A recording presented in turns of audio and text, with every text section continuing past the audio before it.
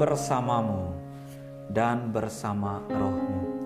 Inilah Injil suci menurut Matius. Dimuliakanlah Tuhan. Sekali peristiwa orang-orang Farisi berunding bagaimana mereka dapat menjerat Yesus dengan suatu pertanyaan. Mereka menyuruh murid-murid mereka bersama orang-orang Herodian bertanya kepada Yesus, "Guru, kami tahu Engkau adalah seorang yang jujur dan dengan jujur mengajarkan jalan Allah, dan Engkau tidak takut kepada siapapun juga, sebab Engkau tidak mencari muka. Katakanlah kepada kami pendapatmu, bolehkah membayar pajak kepada kaisar atau tidak?" Tetapi Yesus mengetahui kejahatan hati mereka. Maka ia lalu berkata, "Mengapa kamu mencobai aku, hai orang-orang munafik? Tunjukkanlah kepadaku mata uang untuk pajak itu." Mereka membawa suatu dinar kepada Yesus. Maka Yesus bertanya kepada mereka, "Gambar dan tulisan siapakah ini?" Jawab mereka, "Gambar dan tulisan Kaisar."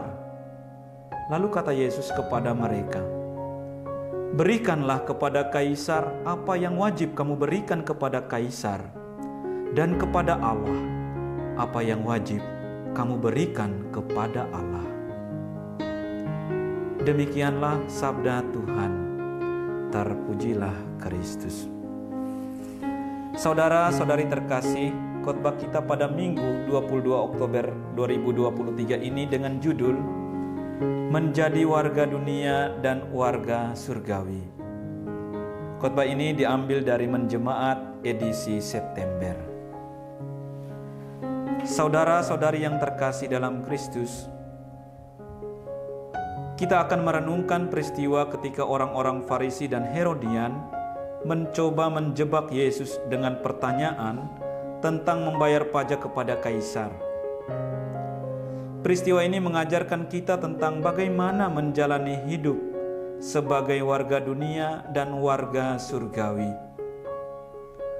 Pertama-tama mari kita melihat konteks dari pertanyaan yang diajukan kepada Yesus.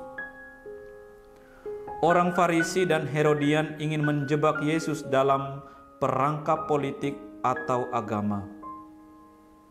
Namun Yesus dengan bijaksana menjawab mereka dengan mengatakan, "Berikanlah kepada Kaisar apa yang menjadi hak Kaisar, dan kepada Allah apa yang menjadi hak Allah."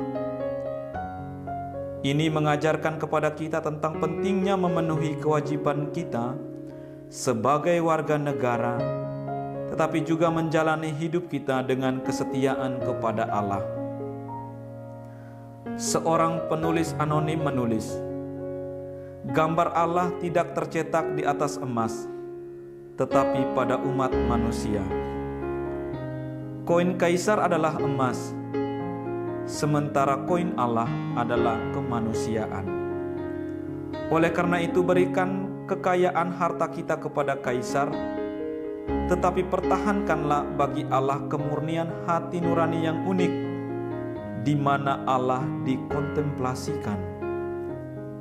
Kaisar pada kenyataannya meminta agar gambarnya ada di setiap koin, tetapi Allah memilih manusia yang Dia ciptakan untuk memantulkan kemuliaannya. Dalam menjawab pertanyaan tersebut, saudara-saudari terkasih, Yesus mengajarkan kepada kita tentang perbedaan antara urusan dunia dan urusan rohani. Kita harus mematuhi hukum-hukum yang berlaku dan tanggung jawab kita sebagai warga negara yang baik.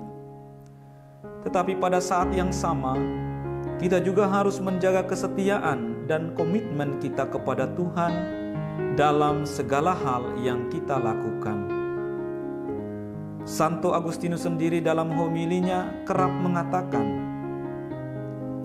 "Jika Kaisar menuntut gambarnya tercetak di koin, tidakkah Allah akan menuntut dari manusia gambar ilahi yang dipahat di dalam diri manusia?